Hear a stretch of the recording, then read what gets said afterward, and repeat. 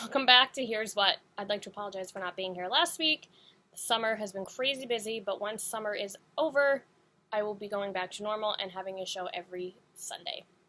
So, seeing as we have a lot to cover, I'm just going to cover one major point from Raw last week up into SummerSlam. So Raw, we had the debut of the Demon King as Seth Rollins called out Finn Balor's alter ego. Worth the wait, guys. I think we've probably all seen the Demon King in NXT, but this is the first time that he's been on WWE television. So it was very exciting. Just another lead up into the match. Definitely has you on the edge of your seat of who is going to win. Now on SmackDown, we had Dean Ambrose and Dolph Ziggler on Miz TV. The Miz likes to cause a lot of problems, so obviously there were issues there. A lot of smack talk. Again, just putting up that build towards that match. I think we all want to see that one.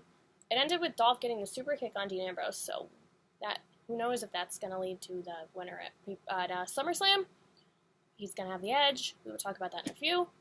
Now, in NXT, we had the television debut of 3 female superstars, Nikki Cross, Daria, and Mandy Rose. Now, Nikki Cross has been wrestling for a long time. She used to wrestle as Nikki Storm over in Europe. She's a phenomenal addition to the roster, really brings that veteran edge. And now Daria and Mandy Rose were from Tough Enough. Mandy was the second runner-up in the female competition next to Sarah Lee. These 3, again, as I've mentioned in past shows, with NXT losing Carmella, Nia Jax, and Alexa Bliss, there are definitely shoes to fill, and these 3 show that they have the potential to become possibly the next women's champion. They're definitely, Asuka, better watch out. Now, speaking of Asuka and NXT, we had NXT TakeOver in Brooklyn this past Saturday. Asuka defeated Bayley in another fantastic match. I think it's impossible for these 2 to put on a terrible match. Now, Bayley lost. I know we're all wondering if that means she's going to come to the main roster. We've been wondering that for a while, but this appeared to be her swan song. We had the NXT Universe thanking Bayley. I think we all need to go thank her for her attributions to NXT as a whole, not just the women's division. And we also had Sasha Banks, Becky Lynch, and Charlotte in the audience, which just made it all the more special. Sorry, something on my computer. That made it all the more special. We had the 4 horsewomen in attendance. Now, we also had Ember Moon debuting. She was that mysterious figure we had the promos for, the videos, for the past couple of weeks.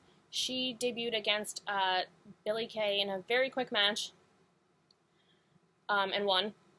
But it really shows, again, another strong female contender for the Women's Championship.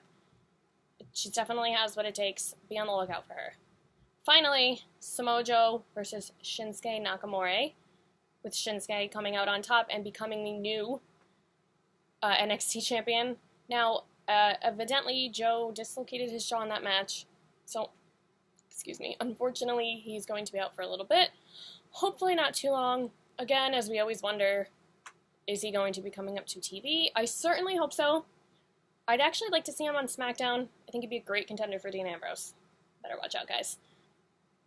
Alright, now let's head on over to SummerSlam.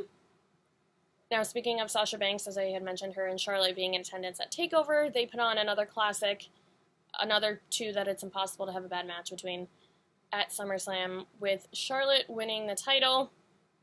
I know not a lot of people are happy about that, but we're going to have to wait and see what the outcome of it is. Maybe we'll see new contenders. Maybe Sasha wins it back. We don't know. There's so many possibilities.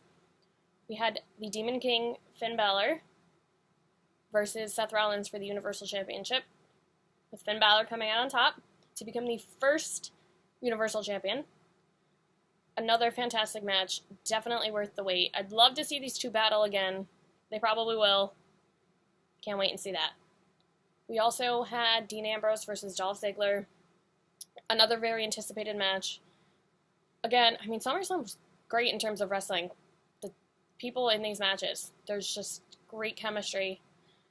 I think it's possible for Dean Ambrose and Dolph Ziggler to put on a bad match with each other. Dean Ambrose came out on top. Will we have Dolph Ziggler fighting again? Are we going to have a new contender? I don't know. So many questions. Speaking of questions, after John Cena lost to AJ Styles at SummerSlam, he took off his armband, left it in the ring, and then walked away, which has many people questioning, what is that about? Now we have to wait to Smackdown to see, is John Cena retiring? Is he leaving? I don't know. So many questions. I need to know. I'm very impatient. I don't want to have to wait, but unfortunately we have to. So let's watch Smackdown this week and see what's going on. Finally, speaking of Smackdown, Smackdown's Randy Orton took on Raw's Brock Lesnar. Wasn't really a match, it was a fight. It ended in a total knockout, which I don't think we've seen in a long time, with Brock Lesnar knocking out Randy Orton, who got busted open. He had to have some staples. Not anything you want to see. I'm going to assume that we're going to see something more between these two, because I don't think Randy Orton's going to take that. Oh, right. Wow. What a week it has been. We're going to end off this as me talking about who you need to be watching in NXT and who needs to be joining NXT. Who you need to watch, I mentioned her before, Ember Moon. Keep an eye on her. I think she's going to be the next contender for the Women's Championship. Asuka, Ember Moon, Takeover.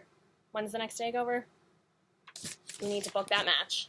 Finally, somebody that should be, I don't even know if we need him in NXT. I mean, he can go right up to Raw, that Cruiserweight division. Angelico, if you've ever watched Lucha Underground, if you haven't watched Lucha Underground, you need to. You don't know what you're missing. It's a collection of some of the greatest wrestlers in the world.